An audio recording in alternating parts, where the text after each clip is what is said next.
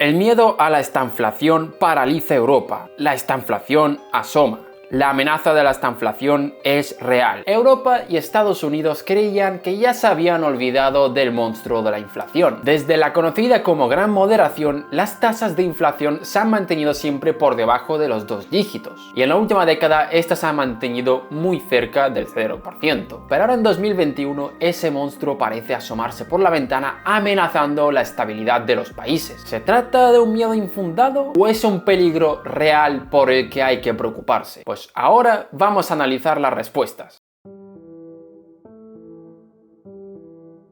Años 70, la inflación comienza a subir sin control, pero el crecimiento económico se estaba estancando. El paradigma keynesiano que reinaba en aquella época comenzaba a fallar. El malestar en la población no paraba de crecer. Dada esta situación, a finales de los años 70, el presidente de la Reserva Federal, Paul Volcker, tomó la valiente decisión de subir los tipos de interés hasta niveles estratosféricos. Y tras provocar 2 recesiones en la economía, logró estabilizar la inflación. Y a partir de esos años se entró en un paradigma en el que la inflación se mantenía estable gracias al anclaje de expectativas. Pero esa estabilidad duró hasta 2021.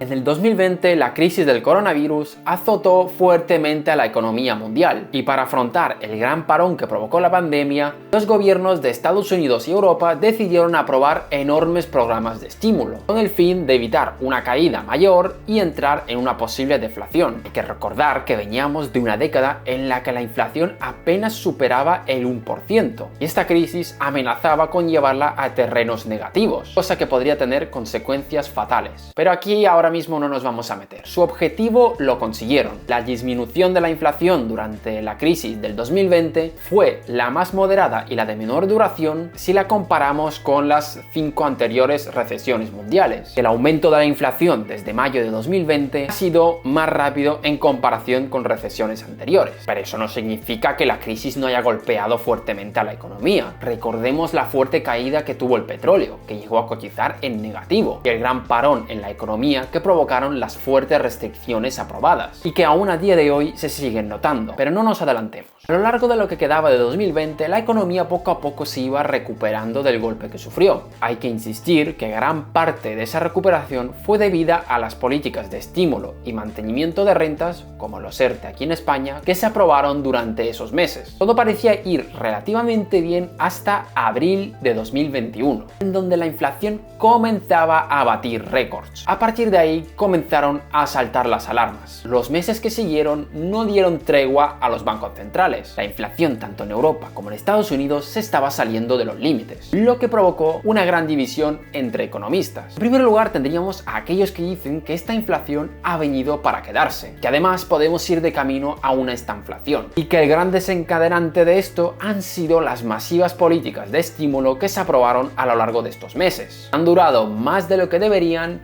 y que están provocando un recalentamiento de la economía. Y en segundo lugar tenemos al grupo de economistas que dicen que no, que esta inflación es transitoria y es debida a causas extraordinarias, como por ejemplo, y entre otros muchos, la crisis de los semiconductores, que ha provocado un gran encarecimiento de estos, pujando los precios al alza. Por ejemplo, en Estados Unidos, si miramos las distintas partidas del IPC, vemos como la partida representada por automóviles ha sido con diferencia la que más se ha disparado. También, aparte de la crisis de los semiconductores, tenemos también la crisis de los contenedores, que está encareciendo el precio del transporte, o la crisis energética, que tiene como una de las causas la comercialización que existe en ese mercado, que es on demand. Es decir, se va produciendo lo mismo que han consumido los clientes en años anteriores, pero cuando hay un pico de demanda como el actual, se debe pagar un coste extra por la producción adicional, pujando los precios al alza. Pues debido a estos factores, que según estos economistas son transitorios, es por lo que estamos viendo estos fuertes repuntes en la inflación. Y solo hay que esperar a que la oferta se adapte para que los precios vuelvan a estabilizarse. Que ahora mismo la prioridad que deben tener las instituciones es mantener la calma dentro de la población, ¿vale?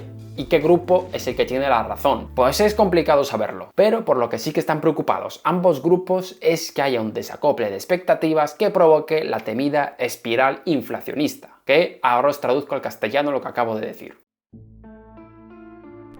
Tú imagínate que eres un trabajador que va pues recibiendo su salario cada mes y ese salario pues lo necesitas para cubrir tus necesidades, evidentemente. Como vivimos en países donde el Banco Central se compromete a mantener la inflación estable, normalmente ya se tiene negociado con el empresario o está puesto en el convenio de que tu salario va a ir creciendo cada año igual que la inflación. De esta forma no pierdes poder adquisitivo. En nuestro caso, por ejemplo, el Banco Central se compromete a mantener la inflación alrededor del 2%. Por tanto, tu salario irá aumentando en esa misma cantidad. Y este círculo se va manteniendo pues año tras año, manteniendo la inflación estable. Y esto es lo que se conoce como anclaje de expectativas. Pero ahora bien, imaginaos que por el motivo que sea, los costes de las empresas se vean incrementados, obligándoles a subir los precios. Tú llegas a final de año y dices, oye, que con este incremento del salario que me has hecho no me basta para llegar a final de mes, necesito más, o sea que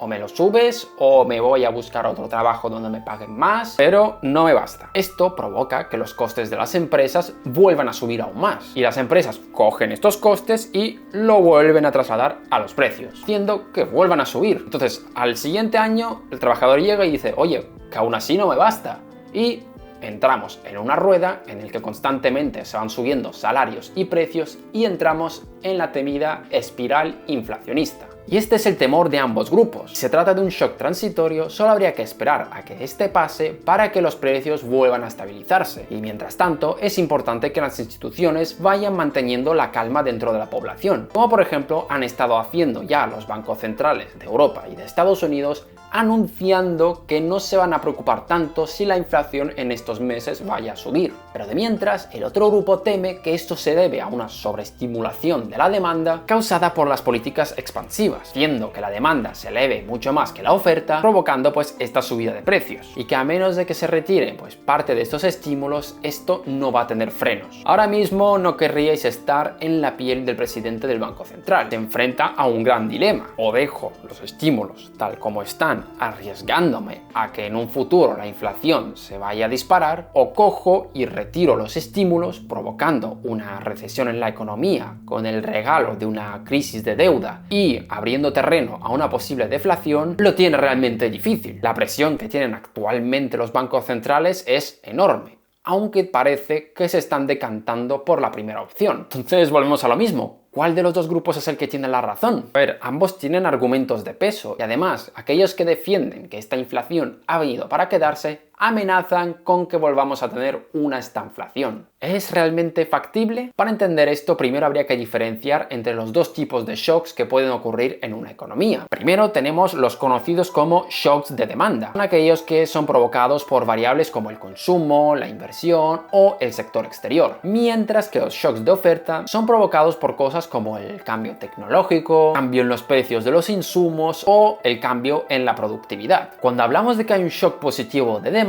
lo que queremos decir es que una de las variables que hemos mencionado anteriormente han aumentado, provocando un mayor crecimiento en la economía y mayor inflación, mientras que un shock positivo de oferta es causado pues por el incremento de una de las variables que hemos dicho, viendo que la economía crezca más, pero la inflación baje. Y los shocks negativos pues serían todo lo contrario. Y el shock negativo de oferta es el que nos interesa para este caso, que es aquel que provoca que haya un menor crecimiento y una mayor inflación, es decir, se produce una estanflación. Entonces, ¿ante cuál de los dos estamos? ¿Estamos ante un shock de demanda debido a la recuperación tras el frenazo económico provocado por las restricciones y la falta de confianza de la gente? ¿O estamos ante un shock de oferta que ha provocado que se disminuya pues la oferta de bienes? A partir de aquí, esto va a ser pues mi opinión, ya que es complicado saberlo con exactitud. Estoy en el lado de los que creen que esto es un shock de demanda y que además será transitorio. Pero lo primero es que aún es complicado hablar de esta inflación. O sea, la situación comparado con los años 70 es bastante diferente, y si no, pues mirad este gráfico. O sea, es muy pronto para decirlo aún. Después, aquí lo que creo es que domina el efecto demanda. Se paralizó la economía pues con las distintas restricciones y además pues la gente pues perdió confianza de cara al futuro, restringiendo pues su consumo. Y ahora que la actividad económica se está recuperando, la gente vuelve a tener confianza, además hay una gran euforia de que por fin podemos tener una vida más o menos normal. Todo esto pues provoca un pico de demanda que la oferta pues no puede abastecer por el frenazo de producción que hubo y ahora pues les cuesta reanudar la producción. Actualmente muchas industrias tienen pues fuertes cuellos de botella que les impide satisfacer pues la demanda que tienen, tensionando las cadenas de suministro. Así que creo que una vez superadas todas esas dificultades, la inflación se va a volver a estabilizar. Lo importante es que ahora mismo pues se mantenga la calma dentro de la población. Aún así, creo que ya poco a poco se deben de ir retirando todas estas políticas de estímulo, ya que podrían fomentar que esta brecha pues aumente aún más, tensionando aún más la situación y abriendo puertas a que ocurra pues el desanclaje de expectativas, generando pues toda esa rueda que he comentado anteriormente. Y antes de irme, quiero agradecer a Manuel Hidalgo por la gran ayuda prestada para redactar este guión. Os recomiendo seguirle ya que publica muchas cosas interesantes respecto a este tema. Y por mi parte, esto es todo. ¿Vosotros de qué lado estáis? ¿Creéis que esto es transitorio, que esto es permanente? Dejádmelo en los comentarios. Yo no tengo nada más que decir y nos vemos en la próxima.